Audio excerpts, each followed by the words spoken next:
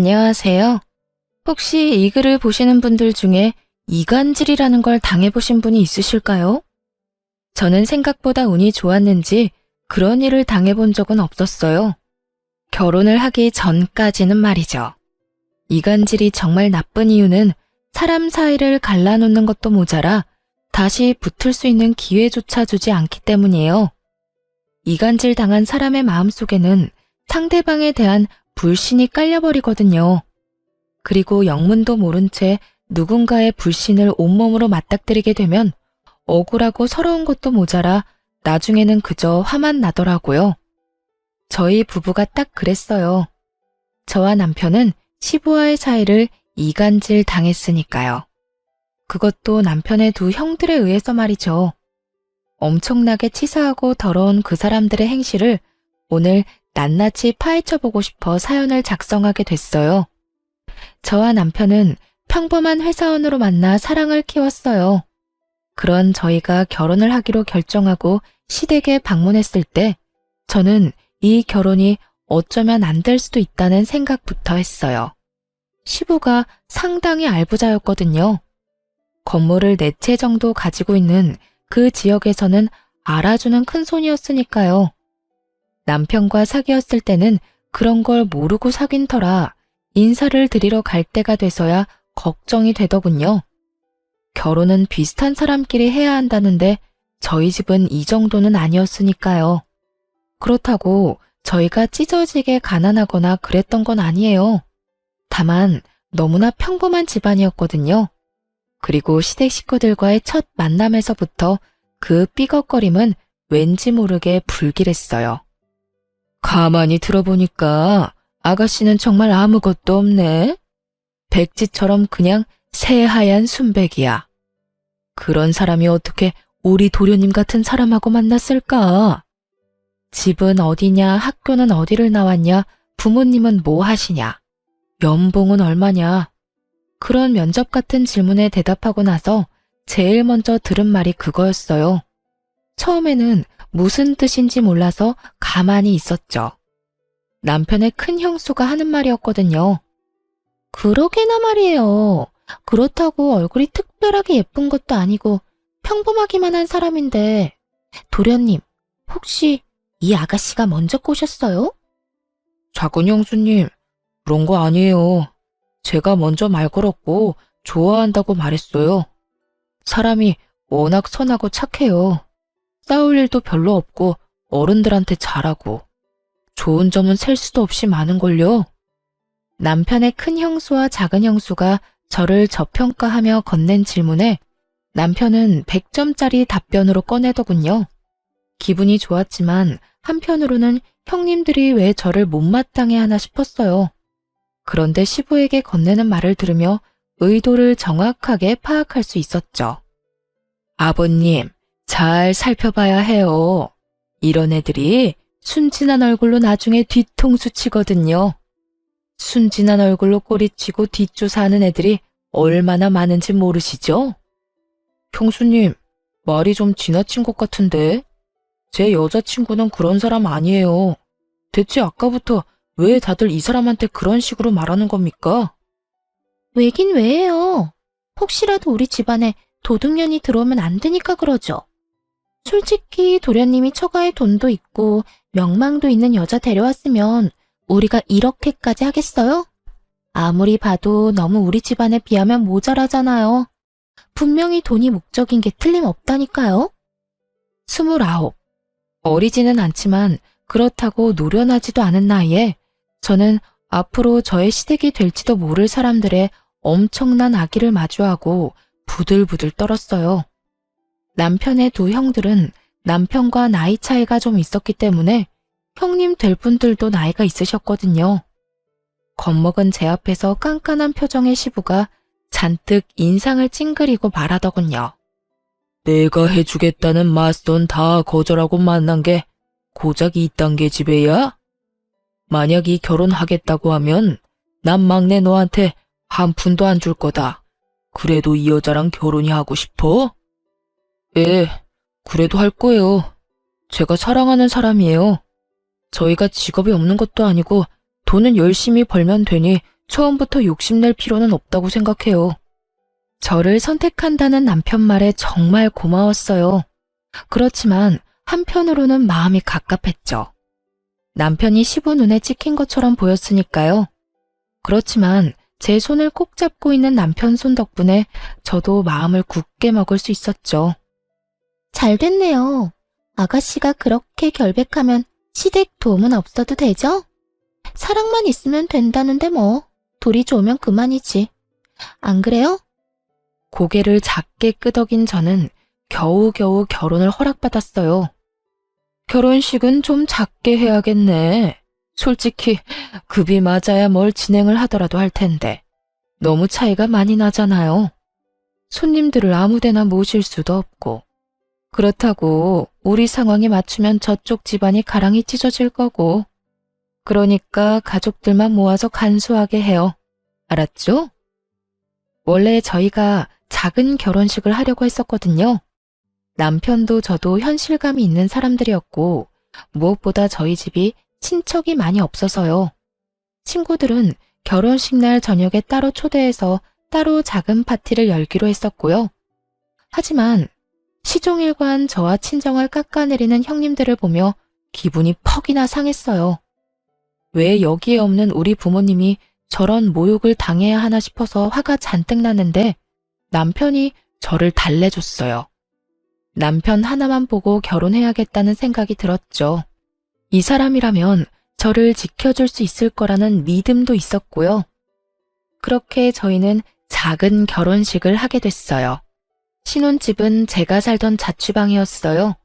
미니 투룸인데 작아도 신혼의 부부에게는 그리 작게 느껴지지 않는 집이었죠.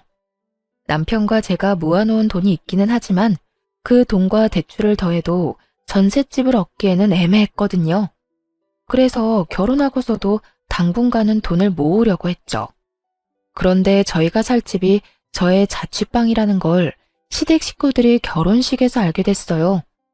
아주버님과 형님들은 저희 부모님이 있는 앞에서 다 들으라는 식으로 악담을 하더군요. 자취방이 신혼집이 될 수 있어요? 도련님도 진짜 사랑이 밥 먹여주는 것도 아니고. 이런 걸 보면 정말 부모가 반대하는 결혼은 하는 게 아니라는 말이 딱 와닿아요. 하여, 돈 많고 머리 좋은 여자들 다 마다하고 사랑 하나 쫓아서 결혼했는데 그런 집에서 살다니. 지금 저렇게 웃고 있어도 속으로는 얼마나 울고 있겠어요. 안 그래요? 동서, 조용히 좀 말해. 저기 사돈 어른들 다 듣겠네. 제가 없는 자리에서 어머니가 들었던 말이었어요. 나중에 남편이 없을 때 어머니가 그렇게 이야기하면서 속상한 표정을 지었어요. 엄마, 걱정하지 마. 그 사람들은 돈이 많아서 그래. 우리는 우리 형편 맞게 살면 되지. 나 그런 거 가지고 열등감 느끼고 화낼 만큼 어린 나이도 아니야. 내 손으로 번 돈이 아니면 다 빚이라고 생각해. 차라리 빚 없이 시작하는 게 훨씬 낫지 뭐.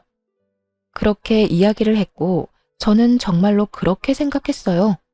형님들의 말은 기분이 나빴지만요. 그러나 친정어머니는 신경이 많이 쓰였던 모양이에요.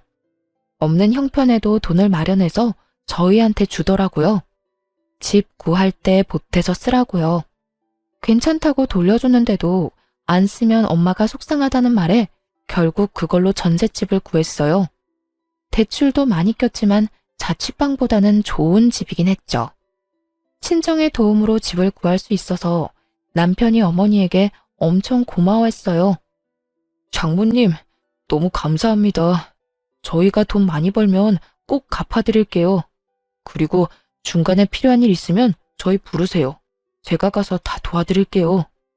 그렇게 말하는 남편의 미소가 너무나 부드러워서 저렇게 팍팍하고 기름이 낀 집안에서 어떻게 이런 사람이 나왔나 싶은 생각이 들 정도였죠. 사실 시댁의 환영을 받으며 한 결혼이 아니었기에 텃세나 괴롭힘이 있을지도 모른다고 생각했어요. 나름의 각오도 하고 있었는데 이 시댁은 아예 저희 부부를 부르지 않더군요. 무려 결혼 3년 차에 첫째 딸이 생길 때까지도요. 명절, 생일 그 모든 날에도 저희는 시댁 출입을 허락받지 못했어요. 제 기분은 더럽게 나빴고 남편 기분은 더 많이 안 좋았죠. 그렇지만 시댁에서도 저희를 좋아해주는 사람도 있었어요. 바로 시모였죠. 시어머니는 참으로 조용하고 정신적으로 의지가 되는 좋은 사람이었어요. 시부의 재산을 함부로 어떻게 할 수 있는 사람은 아니었지만 저희 부부와 손녀딸에게 도움을 줄 정도의 능력은 가지고 있는 분이었어요. 우리 집에는 자식들도 다 아들, 손주들도 다 아들이었는데 네가 딸을 낳아주니까 기분이 너무 좋다. 그리고 막내를 쏙 빼닮아서 더 마음이 가. 우리 바깥 양반도 손녀를 그렇게 원했는데. 애를 낳은 뒤로도 시모는 자주 저희를 찾아와 용돈이나 아이 용품을 선물해주고 가셨죠. 시모에게 고마운 마음을 가지던 저에게 복권 당첨 같은 일이 일어난 건 아이가 1살이 갓 넘었을 무렵이었어요. 제가 대학 시절 경매를 공부했던 적이 있었거든요. 그런데 그때 공부하면서 가벼운 마음으로 샀던 물건이 도로와 아파트가 들어서는 비싼 땅으로 변한 거죠. 개발이 될 거라는 생각으로 산 것도 아니고 나중에 부모님 연세 드시면 전원주택이나 지어볼까 하는 마음으로 가볍게 싸게 주고 산 곳이라 더 횡재한 기분이었어요. 그 보상금으로 친정어머니가 빌려준 돈을 먼저 갚았고 그 다음에는 이사를 했어요. 금액에 맞춰 매매로 말이에요. 그렇게 이사를 하고 나서 시모가 저희에게 은근슬쩍 말하더군요. 손녀딸 얼굴 보여주러 오라고요. 그래서 선물을 사들고 결혼한 지 4년 만에 아이를 데리고 시댁으로 들어갔어요. 안으로 들어가니 오랜만에 보는 얼굴들이 앉아있더군요. 아주버님들과 형님들 말이에요. 시부와 시모에게 먼저 인사를 했어요. 시부는 우리 딸을 유심히 쳐다보더군요. 마음이 가는 것처럼 보이기는 했지만 결국 집에 갈 때까지 안아주지는 않았어요. 식사라도 하고 가라며 시모가 저희에게 말했고 식탁에 둘러앉았죠. 그때 큰아주버님이 저한테 말하더군요. 갑자기 여기는 웬일이야? 그 좁은 집에서 살려니까 아무래도 안 되겠지? 그래서 돈 빌리러 온 거야? 진짜? 너희 아직도 이사 안 했어? 그런 집에서 대체 어떻게 사냐? 아무리 사랑이 좋아도 그렇지. 사람이 사람답게 살아야지. 그 좁아 터진 닭장 같은 데서 그렇다고 다짜고짜 시댁부터 찾아오면 어떡해요? 도련님, 결혼할 때 아버님하고 약속하셨잖아요. 돈 한 푼 안 받아도 좋으니까 결혼 허락해달라고. 근데 이렇게 돈 받으러 오는 거 부끄럽지도 않아요? 어디 거지도 아니고 돈 구걸하는 꼴이란. 다들 우리가 돈을 빌리러 왔다고 생각하더군요.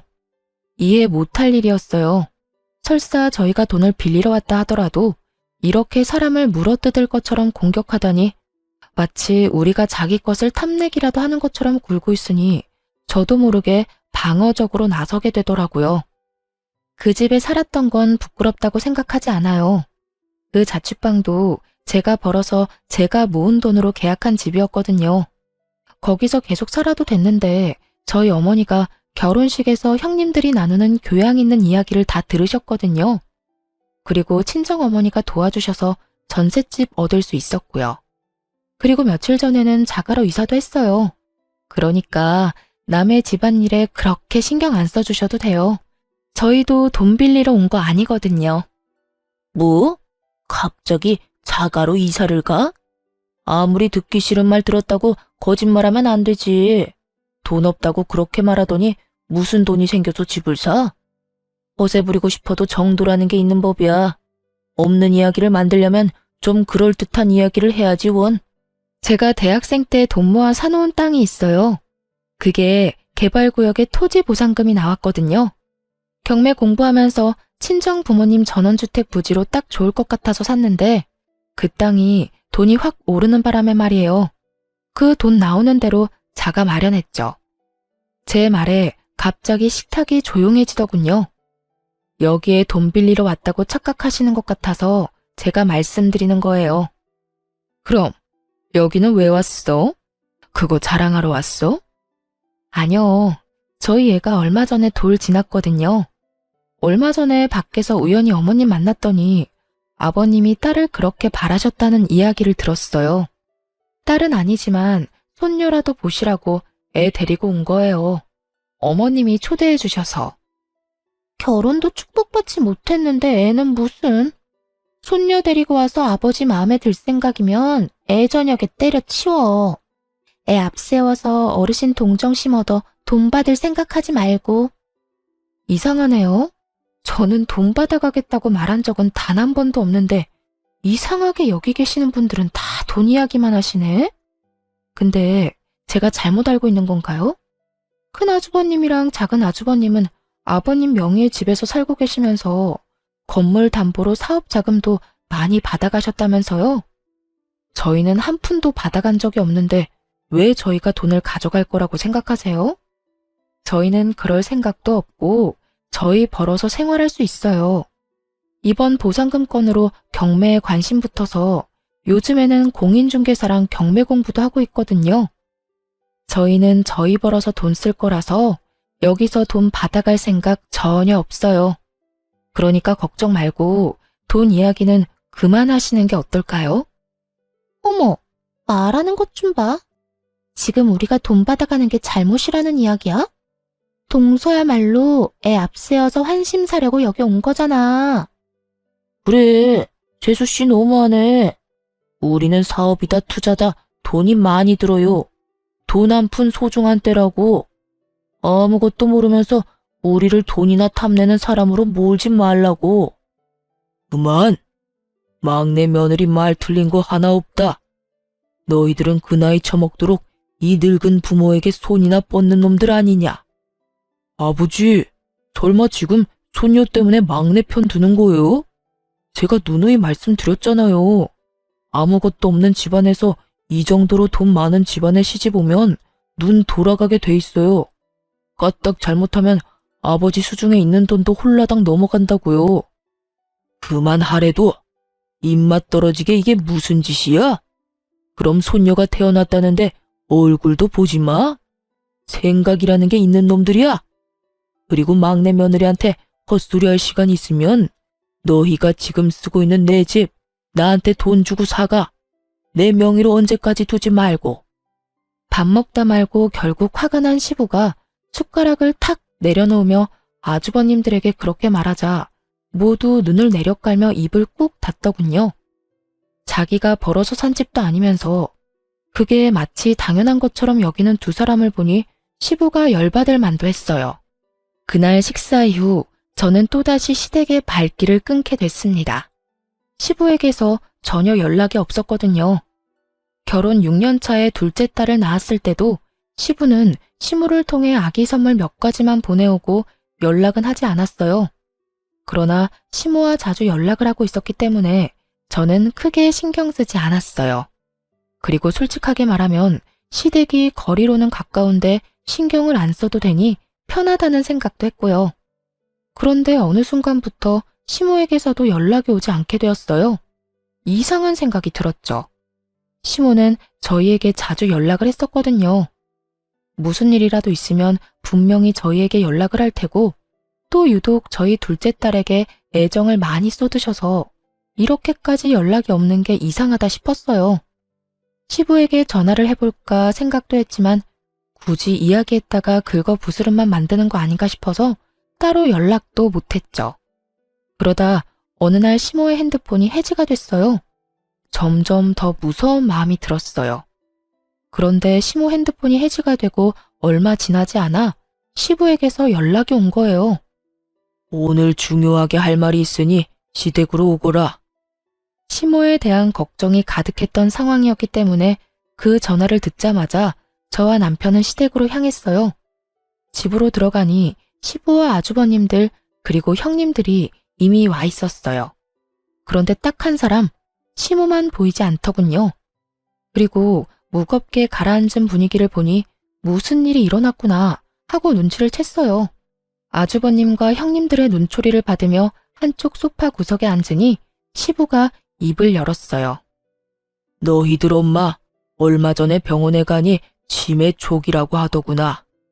요양원에 들어갈 정도로 안 좋은 건 아닌데 요즘에는 정신이 없는 시간이 더 많아졌어. 내 생각에는 요양원에 보내면 상태가 나빠질 것 같으니 세 아들 중에 누구 한 명 책임지고 이 집에 들어와서 어머니 모시도록 해라. 건장한 아들이 셋이나 있는데 병원에 보내는 것도 웃긴 일이지. 그리고 며느리들도 막내 빼고는 다 집 지키는 주부들 아니냐? 어머니가 치매에 걸렸다고요? 대체 언제부터요? 왜 저희한테 말씀 안 해주셨어요?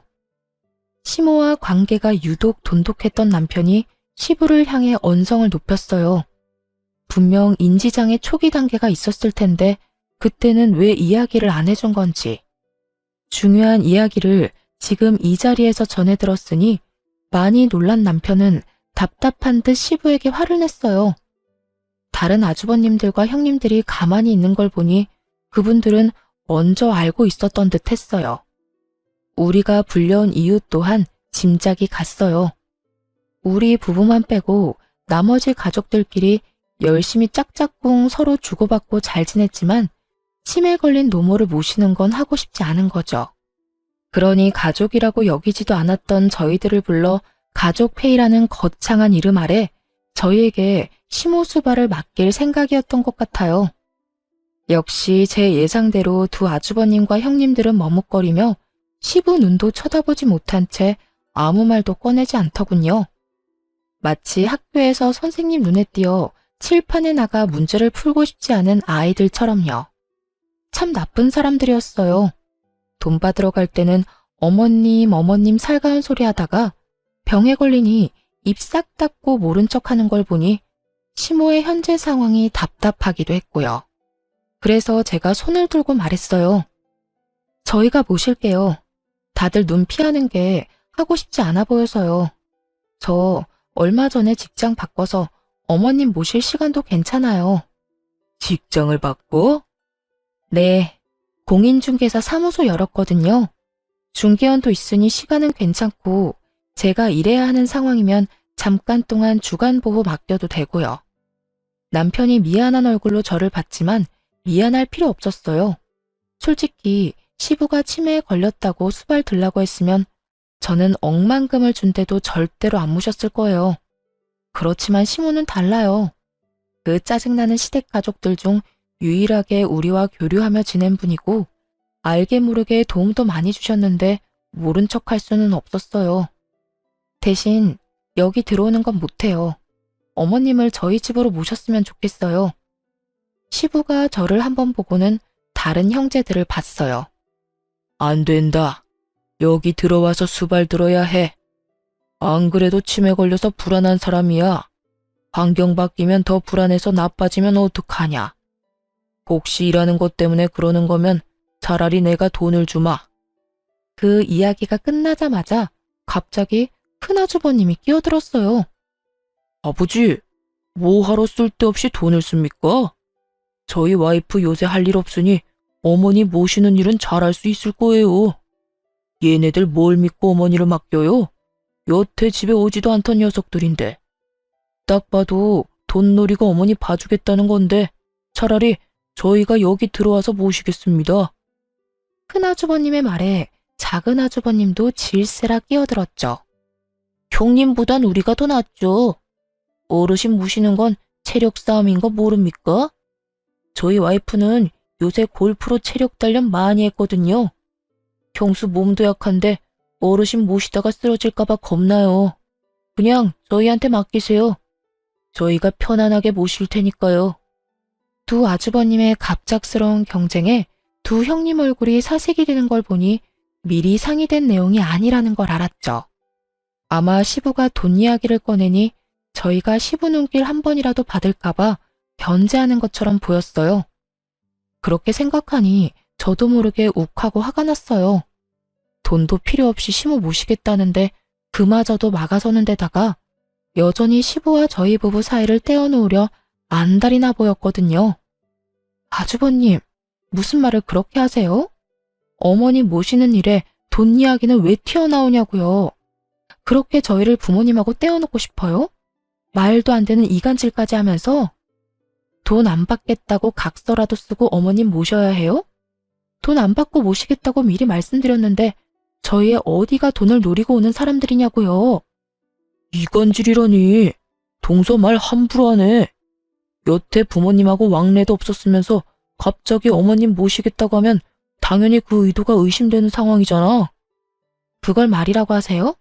그럼 연락 한 번 안 하던 식구들이 왜 어머님 치매 수발 들어야 하는 일에 저희 부르셨어요? 원래 저희한테 말없이 이 집안에서 일어나는 일들 알아서 잘들 처리하셨잖아요. 이번에도 그렇게 우리 없이 해결하면 될 일을 왜 새삼스레 불러서 물어본 거예요? 저희한테 떠넘기고 싶어서 그런 거 아니냐고요. 이 중요한 문제에 빠지면 안 될 것 같아서 연락한 거지. 무슨 말을 못해? 그리고 저희 아버님은 몰라도 어머님이랑은 자주 연락했거든요. 손녀딸 보러 얼마나 자주 오셨는데 그건 모르셨나 봐요. 왕래도 없었다고 하시는 거 보면. 이거 봐. 딸 귀한 집에 손녀 낳아주고 그걸로 어머님까지 깨어냈어? 아버님, 제가 그랬죠? 애들 앞세워서 어르신들 자기 마음대로 주무르려고 한다고요. 몰래 어머님을 만나고 다녀? 그래서 뭐 받기로 했어? 뭐 준다고 하셨냐고? 받기는 뭘 받아요? 애기용품 받은 게 다인데. 거짓말하지 마. 도련님 깨어낸 솜씨로 어머님도 깨어내서 어머님 명의로 된 재산이라도 빼내려고 한 거 아니야? 형수, 말이 심하잖아요. 저희가 왜 그런 짓을 합니까? 어머니 재산은 어머니 거예요. 부모님 멀쩡히 살아계신데 저희가 그런 돈이나 탐하는 버러지 같은 인간처럼 보입니까? 제 눈에는 이미 돈 받아가신 분들이 버러지처럼 보이는데? 참던 남편이 제가 심한 말을 들으니 결국 참지 못하고 핏대를 세우며 말대꾸 하더군요.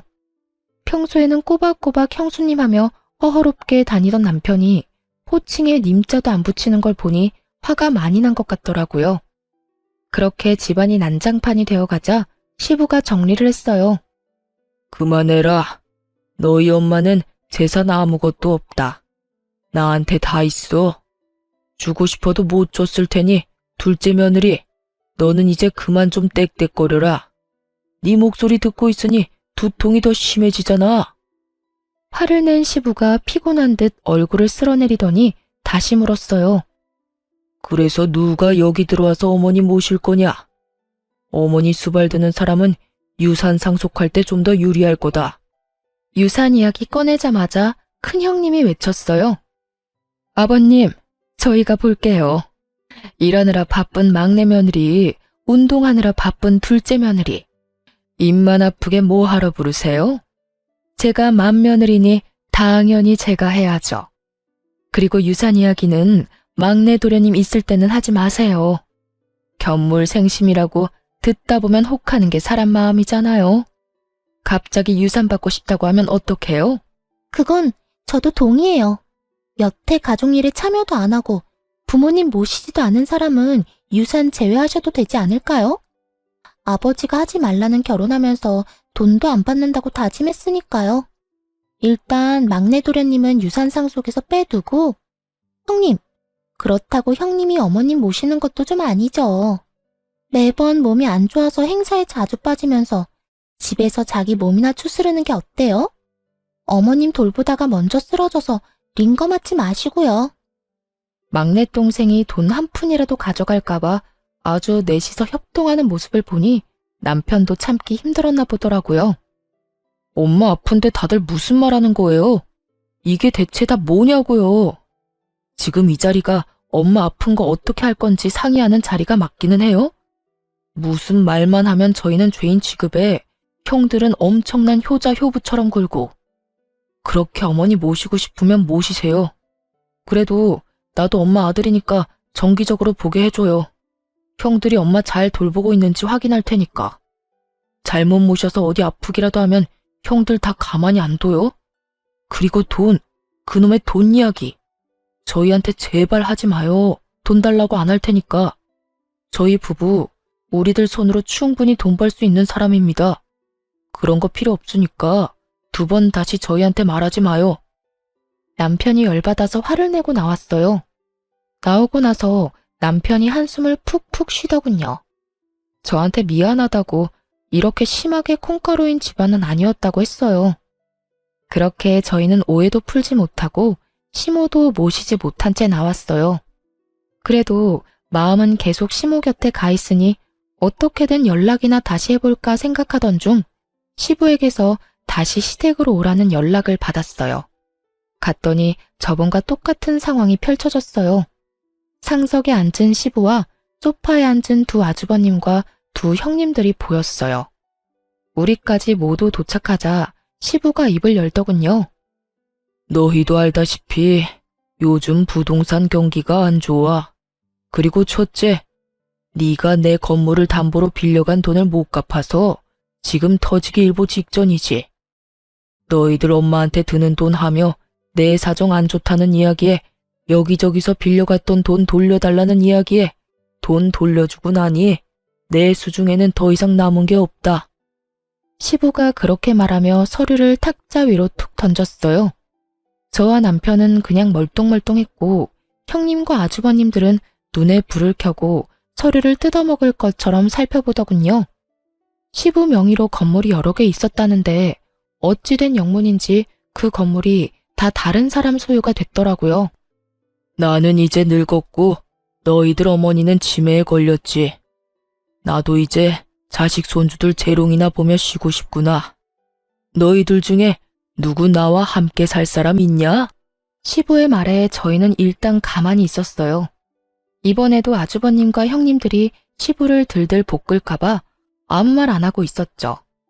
정막 속에 큰 아주버님이 먼저 말을 열었어요. 아버지, 저희는 어머니도 모시고 있고 이 상황에서 아버지까지 모시는 거 힘들어요. 그리고 처가 쪽에도 문제가 있어서 저희 자주 나가봐야 합니다. 아버지 모시는 건 힘들 것 같고 어머니도 이번 달까지만 모실 수 있을 것 같은데요. 장황하게 늘어놓긴 했지만 안 된다는 말이었죠. 그러자 작은 아주버님도 이에 질세라 말을 하더군요. 아버지, 저희들은 형님만큼 뭘 받은 적이 없잖아요. 솔직히 이런 일은 당연히 돈 많이 받아간 사람이 해야 한다고 생각합니다. 아니면 부모님 모시는데 필요한 금전도 필요하고요. 제가 하는 가게 사정도 좋지만은 않아요. 그렇게 치면 형이 당연히 부모님 모셔야죠. 받아먹은 게 얼만데. 뭐? 그러는 너는 안 받아먹었어? 그리고 부모님 모시라는 말 하는데 격떨어지게 무슨 돈 이야기야?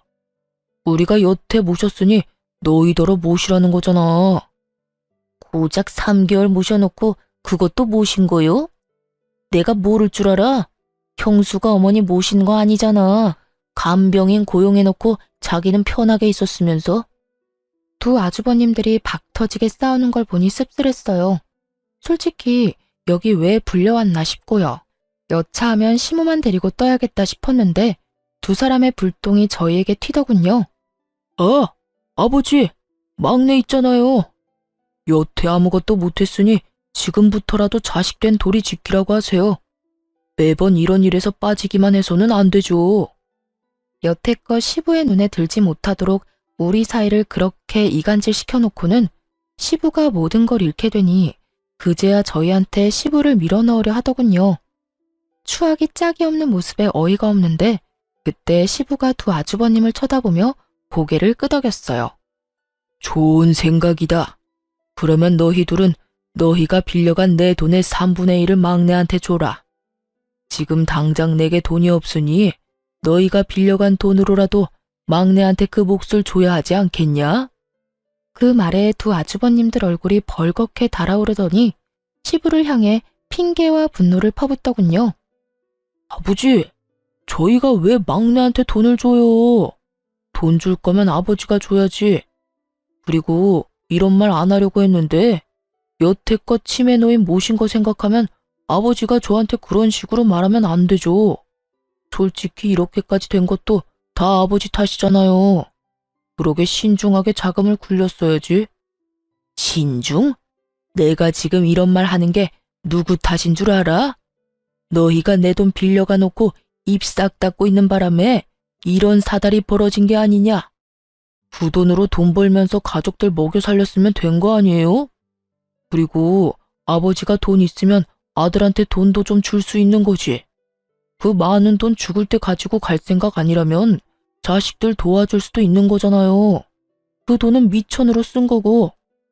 그런 건 당연히 부모가 자식한테 해줘야 하는 거죠. 큰아주버님의 입에서 나오는 말들은 모조리 궤변이었어요. 빌려준 돈은 그저 빌려준 것일 뿐인데 마치 그걸 자기가 모으고 불린 것처럼 말하더라고요. 처음부터 당연히 자기 것처럼. 둘째 너도 형이랑 생각이 똑같아? 말해봐라. 너희가 빌려간 내 돈이 당연한 거야? 아버지, 진정 좀 하시고. 누가 그렇대요? 저는 그렇게 생각하지는 않아요. 빌린 건 빌린 거고 내가 번 돈은 내가 번 돈이죠. 근데 아버지도 너무하시잖아요. 그 많은 돈을 다 잃고 갑자기 자식들한테 기대겠다고 하면 솔직한 말로 누가 좋아해요? 집에 있으면서 또 무슨 사고 칠지도 모르고. 그러니까 모실 수 없다는 거지. 저희도 딸린 식구가 있는데 위험하게 좀 그렇잖아요? 와이프랑 자식들 보기도 그렇고, 그쵸? 제주도 좋아요. 개소리를 점잖게 내뱉는 걸 보니 제가 다 열이 받더라고요. 돈이 없어졌다고 시부를 못 봐준다는 말이잖아요. 결국 시부가 열이 받았죠. 막말을 정성스럽게도 포장하는구나. 따지고 보면 내가 망한 건 다 너희들 때문이지. 너희가 사업자금 투자 명목으로 빌려간 내 돈, 내 건물 담보로 빌려간 돈도 못 갚아서 내가 대신 갚아주고 있는 판에 이 아버지도 못 모시겠다. 네 놈들이 인간의 탈을 쓰고 어찌 그래? 좀 그만하세요. 저희는 이런 식이면 아버지랑 못 살아요. 앞으로 저희한테 연락하지 마세요. 멀쩡한 집안 다 망하게 해놓고 다 아버지 잘못이에요. 아버지, 저도 그렇게 생각해요. 그 많은 돈 차라리 저희한테 증여해줬으면 이런 일은 없었잖아요. 저희도 어른 모실 만한 형편은 아니니까 앞으로 이런 일로 연락하지 마세요. 두 아주버님들과 형님들이 떠나고 시부가 한숨을 내리시고는 저희한테 묻더군요. 그래서 이제 너희도 떠날 거냐? 그 말에 남편이 저를 쳐다보더군요. 저와 결혼하기 전까지는 그래도 시부와 완전히 사이가 나빴던 건 아니었고 어린 시절에는 좋았던 기억도 많으니 남편은 고민하는 눈치였어요. 시부모를 모시는 일은 저한테 허락받지 않으면 안 되는 일이라는 걸 잘 알고 있을 테니까요. 저는 큰 한숨을 쉬고 시부에게 말했죠. 사실 아버님이 저희를 밀어내셔서 여기 오기 전에는 어머님만 모시려고 생각했어요. 그런데 저희 친정아버지가 자식들한테 항상 강조하는 게 있으셨거든요. 곤란한 사람을 보고 못 본 채 하지 말라는 거요. 그러니까 아버님도 저희가 모실게요. 이 집도 넘어가는 거면 이참에 두 분 다 저희 집으로 오세요. 사돈께서 사람이 참 좋으신가 보군. 너희를 괴롭혔는데도 나를 모시고 갈 수 있겠냐? 나는 지금 아무것도 없어. 빈털털이야. 아버님, 예전부터 누누이 말씀드렸잖아요. 저희 알아서 돈 벌어요. 남한테 빌린 건 언젠가 갚아야 할 빚이고요. 그리고 아버지가 바른 말 하려고 그러신 건 아니에요. 주변에 곤란한 사람이 있으면 본인이 그 영향으로 힘들어지고 보고 있기 불편하기 때문이래요. 주변 사람들이 행복하면 본인은 더 행복해진다고요. 제 말에 시부가 고개를 푹 숙였어요. 미안한 감정이라도 갖고 계셨나 싶었죠. 여태껏 두 아주버님들의 화려한 견제 때문에 저희가 돈 때문에 들러붙으려는 인간들처럼 보였을 텐데 그런 사람이 아니라는 걸 이제 아셨으니까요. 그런데 시부가 저한테 그러더군요. 사실 얼마 전에 내가 집에 일찍 돌아온 일이 있었다. 그런데 시어머니 모시겠다던 첫째 며느리가 보이지를 않는 게야. 찾아보니 백화점을 갔다고 하더구나. 너희 시어머니가 방에서 나오지도 못하게 문을 걸어 잠그고 말이지. 그 안에서 나가고 싶어서 문을 두드리는데도 고용한 간병인은 듣지 못한 척 핸드폰만 열심히 했어. 그걸 보고 무슨 생각이 들었는지 아느냐? 나도 늙고 병들어 내 손으로 아무것도 못하면 내 자식들이 나를 저렇게 만들겠구나 싶었다. 그래서 머릿속이 하얘졌어. 그러니 시험을 해본 거야. 누가 진짜 부모를 지극정성으로 생각할까 하고 그놈들은 탈락이야. 지들이 가져간 돈이 얼만데 받아간 돈만 해도 부모를 평생 모시고 받들어 살아도 모자란데 어떻게 돈 한 푼 안 가져간 너희만 남는 건지. 서류는 다 거짓말이었고 시부는 여전히 알부자가 맞았어요. 그걸 몰랐던 두 형은 시부가 재산을 모두 날린 거라고 생각하자마자 빛과 같은 속도로 시부를 버린 거고요. 어안이 벙벙한 저희들을 두고 시부가 태연히 변호사에게 연락을 하더군요. 시부가 유언장을 작성했어요. 시부가 죽고 나면 남은 재산은 모두 기부한다고요. 자식들 그 누구에게도 남은 재산은 안 준다고 말이죠. 며느라가 사돈어른과 식사 시간을 좀 잡아보거라. 그렇게 저희 아버지는 결혼식 이후로 처음 시부를 만났어요. 시부는 친정아버지가 나오자 두 손을 꼭 붙잡고 그러더군요. 딸을, 이렇게 귀한 딸을 시집 보내주셨는데 여태 모르고 바보 같은 짓만 했습니다. 제가 우리 며느리 덕분에 늙음하게야 중요한 걸 깨달았어요. 감사합니다. 아이고, 무슨 말씀을. 두 손녀가 참으로 귀엽고 사랑스럽습니다.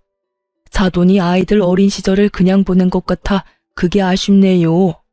나중에 제가 찍은 사진이라도 많이 보내드리겠습니다. 시부가 허허하며 웃더니 저와 남편을 보고 입을 열었어요. 말년에 내가 정신 차리도록 해준 고마운 며느리한테는 선물을 줘야지. 시부가 제게 준 것은 시부 소유의 건물이었어요. 남편에게는 현금을 증여해줬고요. 이런 걸 바란 게 아닌데 거절하려고 하자 시부가 그러더군요.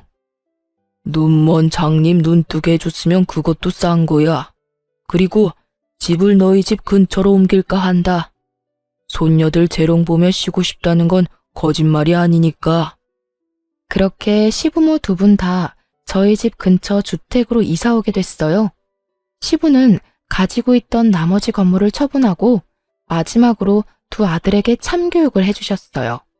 바로 두 아주버님들이 결혼할 때 시부가 사준 집, 시부 명의의 집 두 채를 소유자의 권한으로 팔아버리기로 결정한 거였어요. 시부는 가타부타 말도 없이 통보를 하니 두 아주버님들이 쏜살같이 달려와 시부에게 그러더군요. 아버지, 서운하셨으면 말씀을 하셨어야죠. 이런 식으로 하면 아무한테도 도움 안 돼요. 이런 곳에 있지 마시고 저희랑 같이 가요. 저희가 모실게요. 형은 인연 끊겠다면서 뭐하러 왔어? 제가 모실게요, 아버지. 둘 다 사색이 돼서 벌벌 기는 꼴이란. 인연 끊겠다더니 너희 여기 왜 왔냐? 돈 없는 아버지 필요 없는 거 아니었어? 유언장 작성 이미 변호사 대동하고 다 끝냈다. 재산 증여도 얼추 됐어. 나 죽으면 너희는 돈 한 푼 못 가져가. 그리고 지금 살고 있는 집도 너희 능력으로 마련한 게 아니니 내가 도로 가져가야겠다. 늙은이 노후 자금이 필요해. 다행이지. 그것마저 너희 명의로 해줬으면 말년에 내가 얼마나 크게 곤란했을지 상상도 안 가니까 썩을 놈아. 아버지, 저 이대로 못 갑니다. 아버지, 한 번만 살려주세요. 이런 식이면 저도 한 발짝도 못 나가요. 아니, 노망 나셨어요? 막내한테 건물을 왜 줘요? 죽으나 사나 끼고 있던 건물을 그간 아버지 모신 저희에 대한 배신이잖아요. 맞아요. 저도 못 나가요. 그리고 재수씨, 사람 그러는 거 아니야? 돈 때문에 아버지랑 우리 사이 이간질 시킨 게 재수씨지? 이래서 제가 없는 집 자식들은 멀리하라고 그렇게 말씀드렸잖아요, 아버지. 이 정신 나간 것들이 뭔 헛소리야? 감히 우리 집 귀인한테. 네 놈들 같은 돈귀신들 때문에 내가 허비한 돈이며 시간 생각하면 밤에 잠도 안 오는구만. 돈 없다고 아비 버린 후레 자식들 주제에 어딜 와서 난장질이야? 이간질은 너희가 했겠지. 막내 하나 유산 상속에서 떨어뜨리려고 눈이 벌겋게 달려들어 놓고는 썩 나가지 못해? 내가 발로 차주랴? 기어이 저를 끄집어내서 또다시 모욕하려는 두 아주버님들에게 시부가 한바탕 시원하게 퍼붓고는 내쫓아버렸어요. 그리고 소송까지 걸었더군요. 강제 퇴거 명령을 받고 아주버님들 모두 쫓겨나듯 나가버렸어요. 혼자 시모 모시며 사는 시부를 보니 마음이 안 돼서 제가 먼저 말 꺼냈어요. 그냥 저희 집에서 같이 살자고요. 그랬더니 시부가 그러더군요. 내가 그렇게까지 염치 없는 인간이 아니다. 너한테 매달리기엔 너무 늦었다고 생각해. 너희 집 근처에서 사는 것만으로도 고마운 일이지. 그 대신이라고 하기엔 좀 그렇지만 네 시어머니는 근처 요양원에 보내야겠어. 이제는 치매가 너무 심해서 간병인이 너무 힘들어하는구나. 오며 가며 살아있는지만 확인해줘. 그것만 해줘도 감지덕지다. 그렇게 말하는데 마음이 너무 안 좋았어요. 그래서 딸애들 데리고 시부도 자주 찾아가고 요양원에 있는 시모도 자주 찾아갔어요. 둘째가 시모 어릴 때를 쏙 빼닮은 탓인지 시모가 손녀들 데리고 오면 누군지는 못 알아보셔도 너무 좋아하시거든요. 시부도 그런 손녀딸들하고 자주 시간 보내며 즐거운 노후를 만끽하고 계세요. 시부와 저희 사이를 이간질하며 나쁜 짓만 일삼던 두 아주버님들은 지치지도 않고 시부 집에 찾아와 용서해달라며 쇼를 해요. 하지만 시부 불호령에 얼굴도 못 보고 쫓겨나는 일이 태반이네요. 그런 아주버님들, 형님들과 가끔 문 앞에서 마주친 적도 있는데 시부 한 대 받으며 집으로 들어가는 제 모습 보고는 얼굴이 한껏 구겨진 꼴을 보니 속이 엄청 쓰려 보였죠. 대신 제 속은 시원했지만요. 또 오셨네요. 아버님 심기가 많이 불편한가 봐요. 그러게 왜 그러셨어요? 욕심내지 말고 최소한의 인간의 도리만 지켰어도 형님들 손안에 있던 것은 지키고도 남았을 텐데요. 사람 욕심 참 끝도 없어요? 그렇죠. 부모 버린 놈들이 무슨 자식이라고. 이렇게 보니 형님들 왔다 가신 날에는 아버님 심기가 불편할 만도 하네요. 저도 기분이 이렇게 더러운데. 멀리 안 나가요? 다음에 오실 때 아버님 허락 받고 오세요. 그래야 앞에서 안 기다리죠. 제가 한껏 비웃어주자 형님들이 화가 났는지 저한테 뭐라 하려는 것을 아주버님들이 기겁을 하며 말리더군요. 시부 집 앞에서 드자비질하다가 시부한테 더 밉보일까봐 걱정이었나 봐요. 그런 짓 안 해도 이미 신용도가 바닥인데. 부모 재산 있으면 좋죠. 물려주면 더 좋고요. 저도 성인군자가 아니라 돈 준다면 기분도 좋고 횡재한 기분이고 그래요. 하지만 그 돈이 제가 번 돈도 아닌데 제 것처럼 여기는 것 자체가 문제잖아요. 그리고 돈 없다고 힘들 때 도와준 부모를 버리는 것도 도리를 저버리는 거고요. 가진 것도 지키지 못한 사람들 보니 저도 앞으로 경계 또 경계하며 살아야겠다는 생각을 해요. 돈에 눈이 멀면 시부처럼 자식들한테 버림받을 수도 있구나. 저렇게 나중에 후회하고 발바닥에 땀나도록 찾아와서 용서를 빌어야 할 수도 있구나 하고요. 시부모와 저희 부부 사이를 이간질시키던 두 아주버님과 두 형님들은 여전히 시부의 용서를 받지 못하고 있어요. 그때 자식들을 시험하면서 느낀 감정이 생각보다 뼈저렸던 것 같더라고요. 그리고 저희는 오해를 풀고 도리어 더 잘 지내고 있고요. 걱정 없는 집은 없고 우환이 없는 집도 없겠지만 그렇게 사는 것도 가족이고 인생이라고 생각하고 있어요. 관계가 잘 풀려 다행이기도 하고요. 쓰다 보니 말이 길어졌네요. 지금까지 긴 사연 들어주셔서 감사합니다. 행복하세요.